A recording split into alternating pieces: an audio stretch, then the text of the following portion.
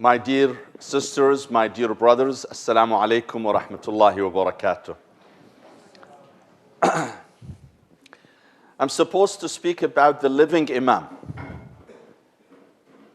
That was the subject given to me by our sister Hajja Khadija Alawiya. But as I was heading to the wise to speak, I remembered that there could be some confusion. The anniversary of the birthday of our Imam al-Mahdi Ajjalallah Farajah is on Sha'ban 15th. Today is, I guess, Rajab 21st. So we're talking about 3 weeks from now.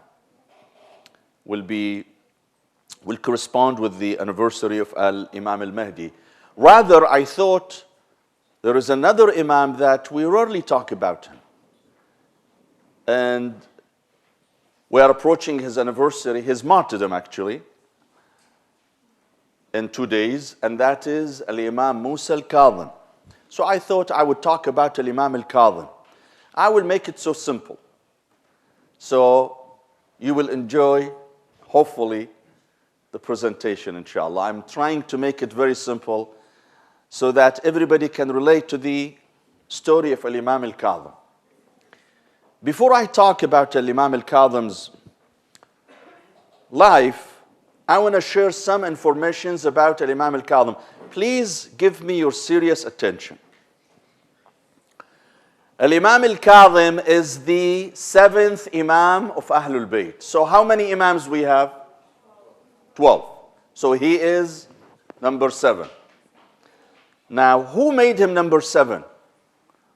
Who picked him to be the 7th Imam? Was it by coincidence?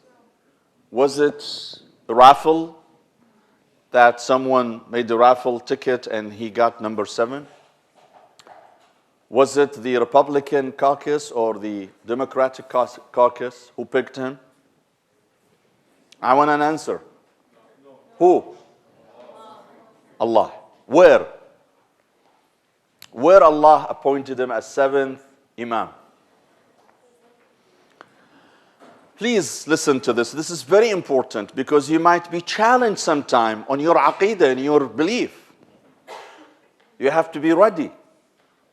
And the reason we study history, it is not because we are history major. At least not for me. I'm not history major.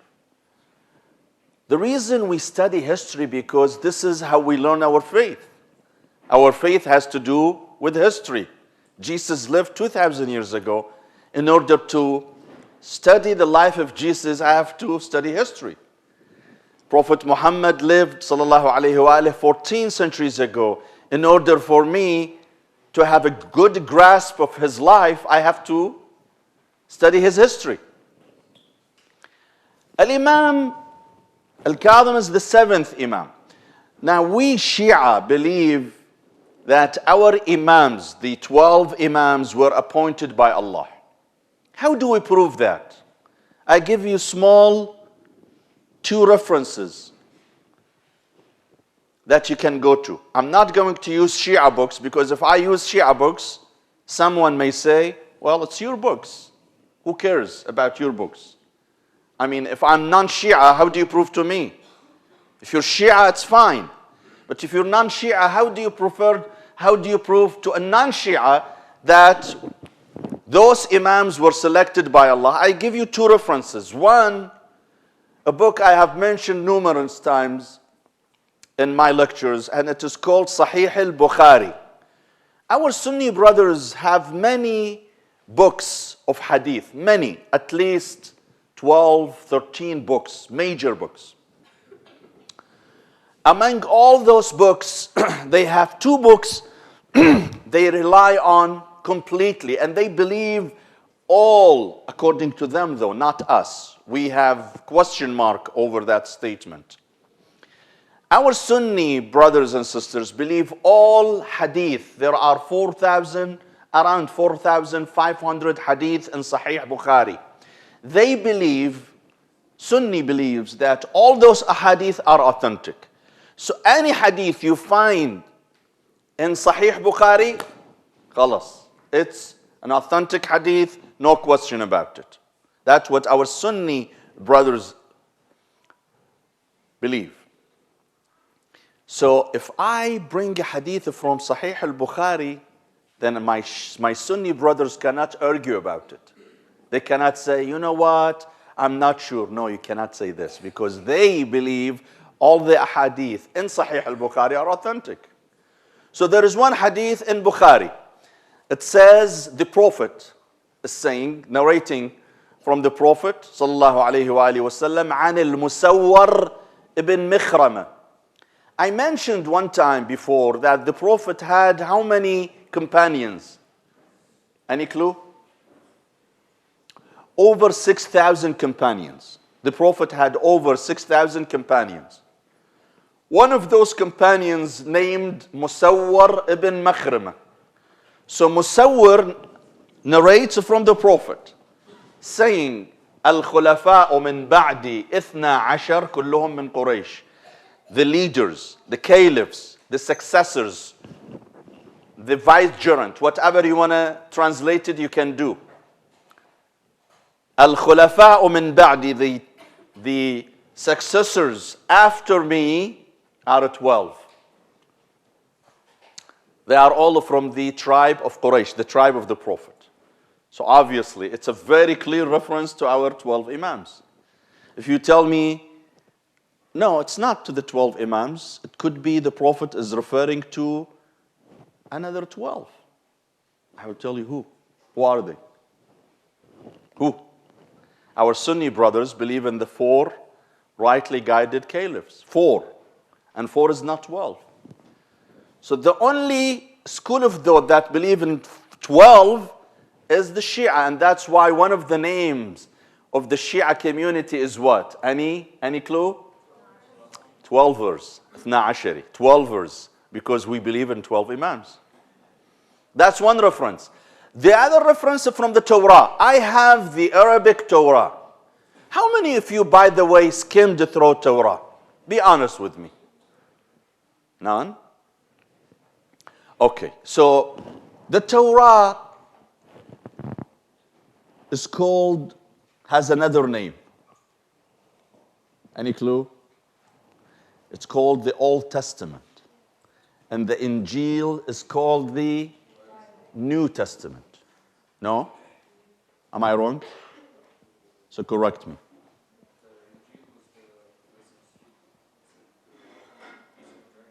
I know. So that's why it's called New Testament. I'm sorry? I know that. But we are for the sake of yeah, we're quoting the Christian community who say the Christians believe that the Old Testament is the Injil. Now we Muslims believe that the true Injil is not this one. The true Injil has been tampered with, and it is not this one that you read. This one has been tampered with, according to the Quran. So, but according to Christians, the Injil is called the Old Testament, the Torah called the Old Testament. So in the Old Testament, there is a line in which Ibrahim is the father of 2 prophets, Ishaq, Isaac, and Ishmael.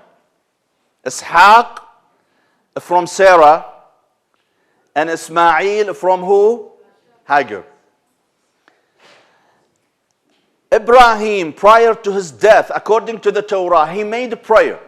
He asked Allah subhanahu wa ta'ala to give each of his sons a gift. Not a materialistic gift, a true gift. And Allah answered, according to the Torah, the Old Testament. So in the Torah, it says when Allah answered Ibrahim's prayer, Allah told Ibrahim, to Isaac, I'm going to give him children who will be all prophets, which is true. Jacob, Joseph, they are all children of Isaac. Ayub, Sulaiman, Dawood, Isa. All those prophets are the descendants of Ishaq. Then he says, Allah, according to the Bible, according to the Torah, but to Ismail, I am going to give him, I will make 12 leaders out of his offspring. سأجعل من نسله 12 أميرا, 12 princes. So it's a very clear reference to our Imams alayhim as-salam. And we Muslims believe that the Prophet sallallahu alayhi wa alihi wasallam named them one by one. And he even picked their names. So if you remember, Imam Muhammad al-Baqir, he was named by the Prophet. Who named Imam Musa? Al-Kadhim, the Prophet. So the Prophet named him Musa al-Kadhim. The word Kadhim means literally the one who contains his anger. Kadhama means to control. Kadham al-Ghayth means to control your anger. Kadhim al-Ghayth means someone who controls his anger. Allah compliments the believers in the Quran by describing them as such. وَالْكَاظِمِينَ الْغَيْظِ, they control their anger. وَالْعَافِينَ عَنِ النَّاسِ, they forgive people. وَاللَّهُ يُحِبُّ الْمُحْسِنِينَ, and they are righteous. So our Imam, Al-Imam al-Kadhim, was named Musa al-Kadhim because he was known to be Halim. Halim means down to earth, forgiving. He would control his anger.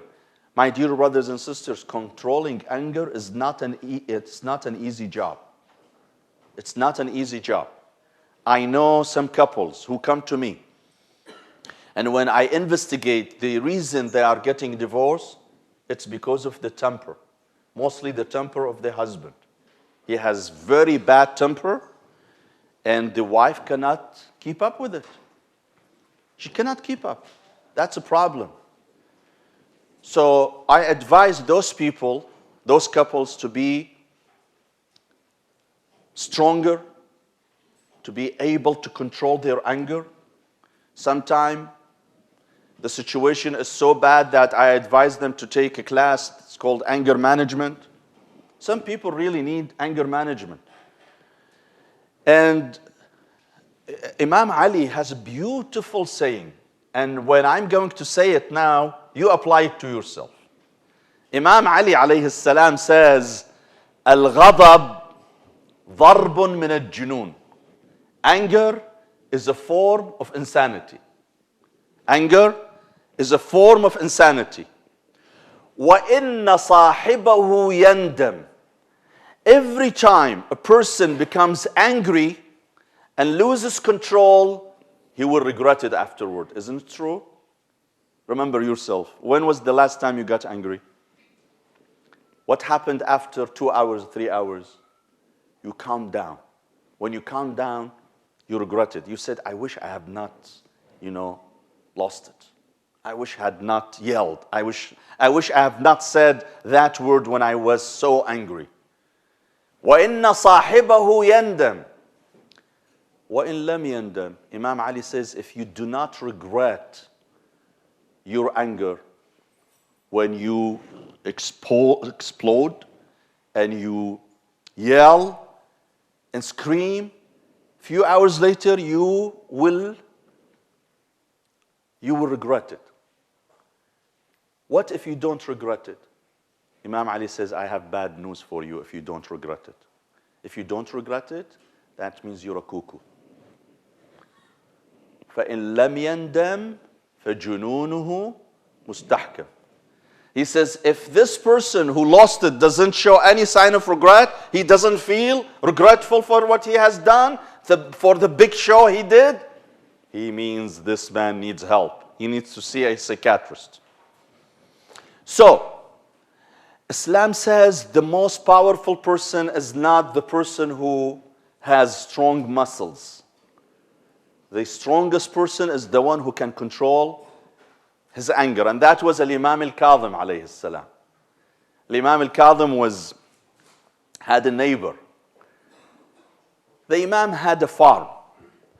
And his farm was adjacent to another person's farm. That person did not like the Imam for some reason.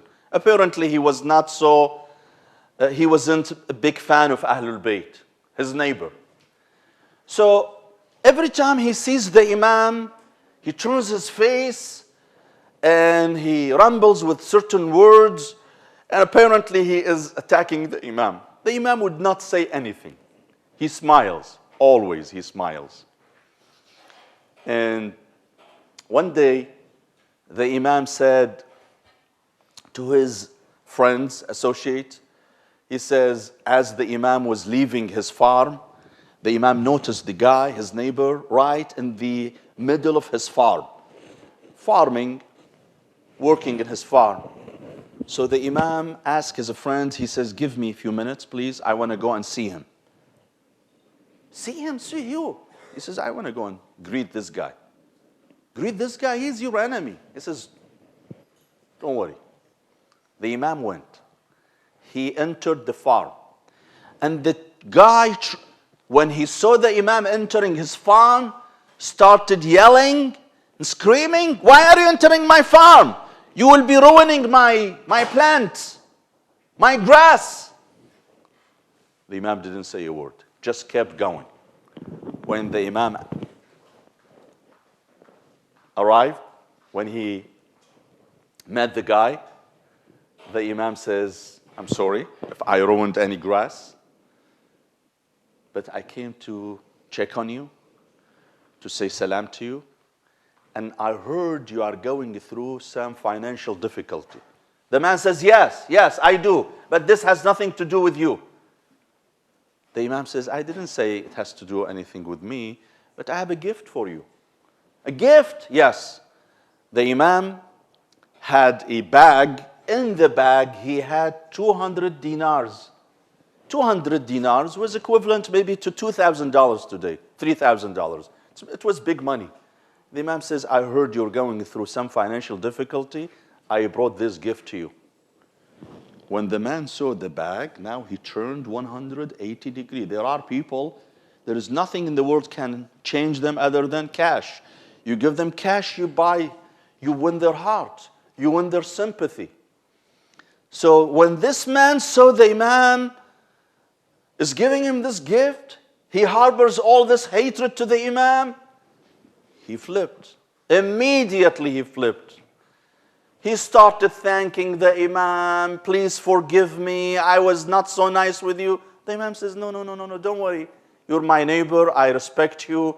And anytime you have problem, financial difficulty, come to me. I will try to help you. This is how the Imam was able to change people. Sometimes we try to change people's behavior, we can. But through a few nice words, a symbolic gesture, we can change people's behavior. You know, there's an expression says that kill him with kindness. This is our Ahlul Bayt, our Imams alayhimus salam. They would approach their enemies in a completely different way, not a hostile way. A completely warm and friendly and intimate way. That they would change. Al-Imam al-Kadhim was born in year 128 Hijri. He died in year 183. So if you're good in math, how old he will be when he died? 55-year-old.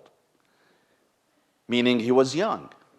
He was 55-year-old. The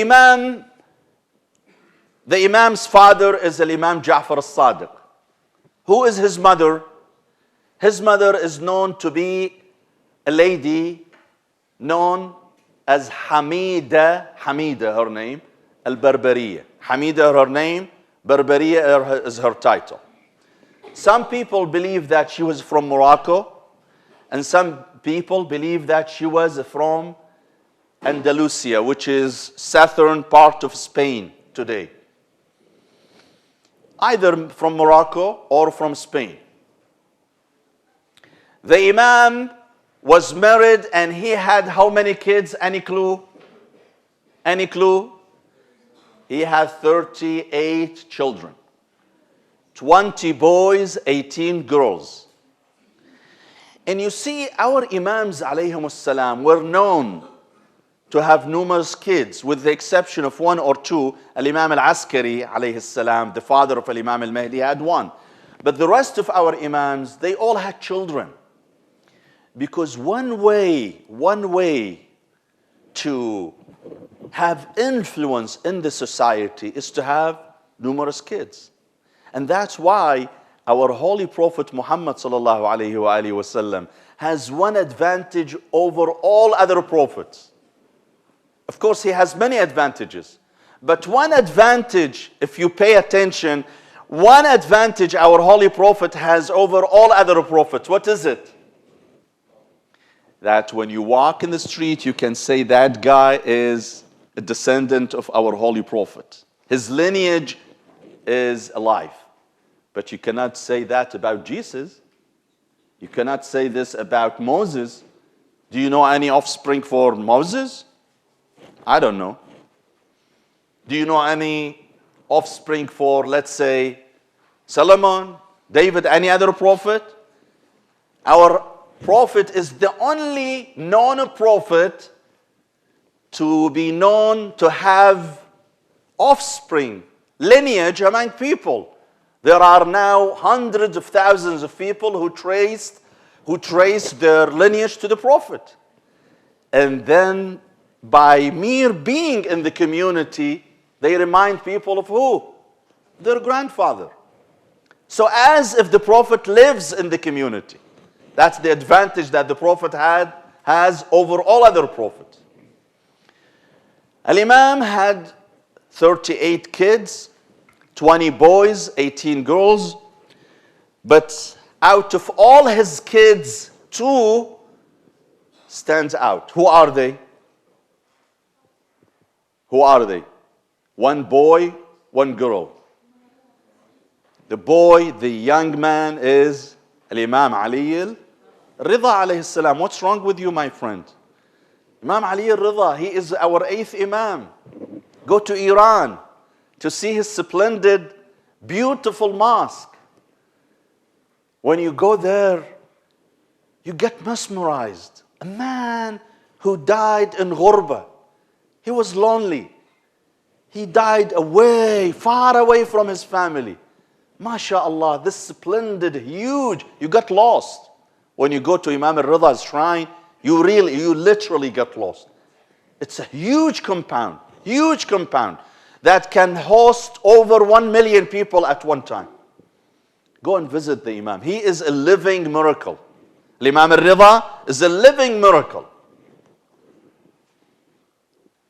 And by the way, Imam al-Ridha is the most wealthiest person in Iran. Ask me how. How?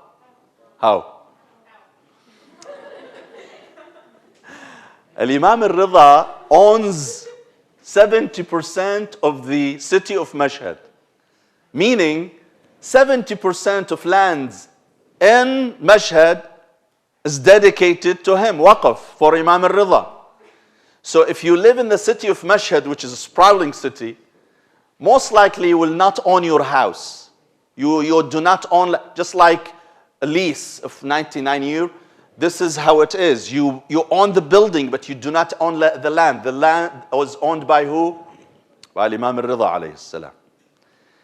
And the shrine of Imam al-Ridha alayhi salam, the shrine's budget is over $200 or $300 million a year from donations given by people. So, back to Al-Imam al-Kadhim alayhi salam. The Imam was 20-year-old when his father died. And he became the Imam. He became the next Imam.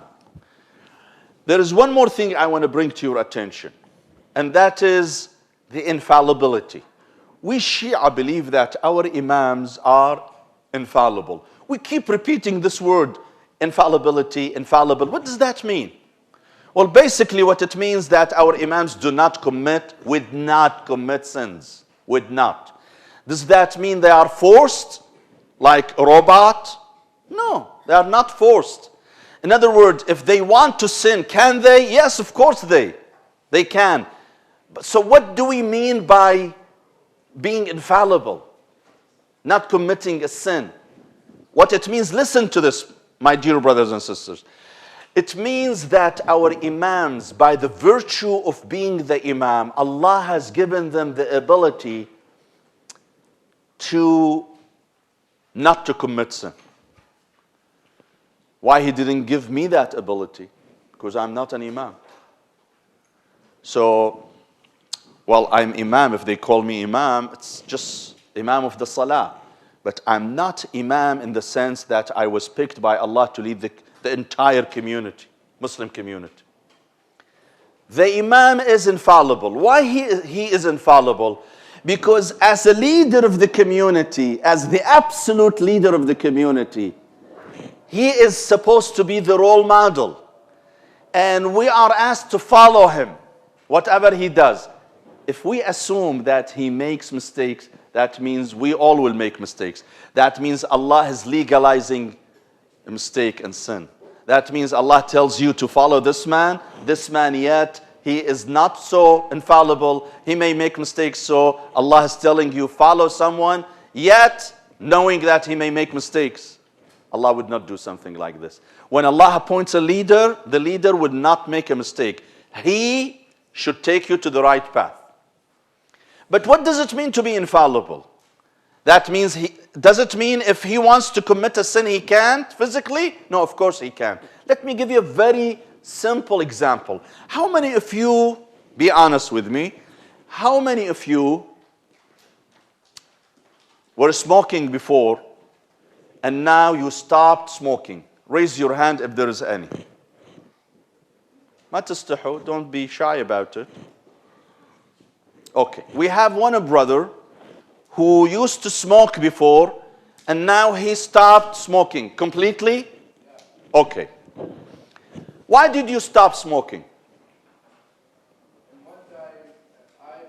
Can you come forward, please? So we learn from your experience. I was trying so many times before that, and after a couple of days or a few days, I come back to smoke. And I think the last one, it was 1999. I would smoke a couple of cigarettes. And then I saw the rest for the cigarettes, 18 cigarettes in the bucket. I looked at the bucket, why I smoke this? Smell, my mouth is bad and make me unhealthy.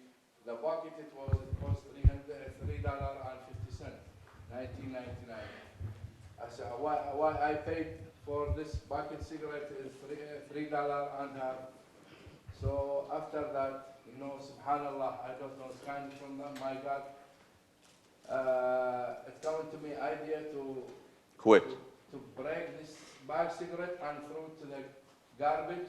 And then after that, I never come back. You completely stopped. I tried so many times before. Good for you.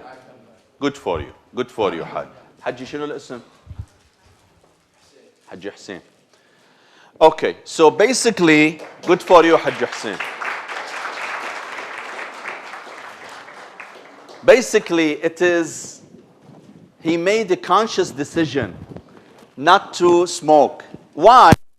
Because he realized that smoking is not good for his health and for his wallet, right? It's a conscious decision.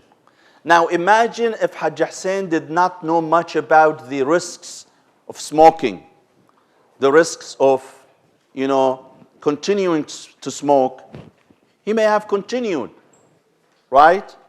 But the reason he stopped, because he realized the knowledge of that smoking hurts his health and hurts his wallet, and ultimately that knowledge pushed him to stop. In other words, the ugliness of smoking was so vivid to his eyes, it became so vivid that stopped him from smoking. Before, was smoking so unhealthy before? Of course it was. So why he did not stop before? Because it was not as vivid. Okay, now let's come to the Imam. When you and I commit a sin, we are like Hajj Hassan before 1999. Meaning, we know sinning is not good, but it's not so vivid to us. It's not so vivid. We know it's not good for our akhirah, for our well-being. We know it's not good, but it's not that vivid. But when it comes so vivid, that come just like smoking, smells, first of all, I personally, I cannot handle people who smoke, with all due respect to them. I cannot, if I go to a hotel, I cannot handle a smoking room. I insist that my room has to be a non-smoking room. I cannot handle the smell, and most of you do. So when you cannot handle the smell, you know it smells so bad. And when you know it hurts your health, and it may cause lung cancer, and when you know it costs you $7,000, I have a friend in Canada who was telling me that since I stopped smoking, I saved minimum $7,000 a year. You know how much that is, $7,000 a year? That means if you're not mustati', you have not been to Hajj, and you got saved $7,000 because of not smoking, you have to go to Hajj. You can afford a trip to Hajj with $7,000. So our Imam's knowledge about sinning is like Hajj Hassan's knowledge about smoking after 1999. Our Imams vividly see how bad sinning is. It's so ugly. So ugly. To you and I might not be so ugly because we lack that strong knowledge. But to the Imam alayhi salam, when he knows that this sin is so bad to his well-being, his hereafter, he stops. Not because he is forced. Just like Hajj Hassan is not forced. So Hajj Hassan now maintains certain infallibility. Toward what? Smoking. No one is forcing him. No. He just developed this ability on his own after finding out how bad smoking is. Our Imams have the same ability. They have ability towards sinning that they know it's so bad that they stop sinning. Not because they are forced not to sin, simply because that they have that knowledge, because of their piety. When Hajj Hassan's knowledge increased about the risks of smoking, he stopped. Our Imam's knowledge on sins are so high that stops them from sinning. That's why our Imams are infallible. Now, I don't want to take much of your time. I know it's time for Salah, but I want to end with one thing. Our Imam, al-Imam al-Kadhim alayhi salam, spent his last 14 years in a prison. 14 years. And subhanallah, this is the amount of time a prophet spent in a prison. Which prophet? Which prophet? Huh? Musa? Musa was not in a prison. Yusuf. Prophet Yusuf spent 14 years in a prison. Our Imam, Musa al-Kadhim, spent 14 years in a prison. Why? Because he was under the harassment and abuse of the tyrant of the time, Harun. Harun was he was blind in his hatred for Ahlul Bayt. Hatred of Ahlul Bayt blinded him to the point that he always perceived the Imam as a threat. Always. He put him in jail for 14 years. However, it's time for Salah, we have to conclude. However, listen to this. And this shows the greatness of this man, al-Imam al-Kadhim alayhi salam. And this shows that why he is the Imam and we cannot be the Imam. When the Imam was put in jail, he did not take the news in a negative way. Imagine if someone now is told that you have to spend 14 years in jail. What happens to you? God forbid, if you are told that. At least, you get depressed. The Imam did not get depressed when he was told that you have to spend all these years in the prison. Indeed, the Imam turns his tragedy into a blessing. This is something special about Ahlul Bayt. They turn tragedy into blessing. When Sayyidah Zainab was asked by her enemy, Ibn Ziyad, how did you find what happened to your brother, Hussein, and his family? كيف وجدت صنع الله? What did she say? قالت ما رأيت إلا جميلة. Everything I saw was great. She did not say, wow, that was a big tragedy in my life. She says, no. What happened to my brother? What happened to my brother was great. My brother is shaheed. He's a martyr. ما رأيت إلا جميلة. That's Imam Kadhim. When he was put in prison, he did a dua. He says, Ilahi, for a long time, for a long period of time, I've been asking you to give me some private time. Some private time. So I do extra salah, extra worship, extra dua, extra reciting, Quran reciting. Now, alhamdulillah, you gave me that by putting me in prison. He turns a tragedy into a blessing. He takes it as good news, not bad news. He finds in this, being in prison, as bad as it is, he finds it as an opportunity for him to get even closer to Allah. For 14 years. That was in the beginning. But in the end, the Imam lived in a cell 300 foot underground. No light comes in it. No light. The Imam cannot distinguish day from night. To the point that when he wants to do his salah, he had to ask the jailer, what time is it now? I need to do my salah. The jailer would tell him it's noon or night or morning. He cannot see the sun's light. His hands and neck were chained in shackles. He cannot move. Right inside his cell, prison cell, he cannot move. He was barred from seeing any of his relatives and friends who used to come and visit him once in a while in the prison. And that made him a little bit depressed. That when he entered the prison, he was thanking Allah. But during those days, it was so bad that the Imam now shifted his dua.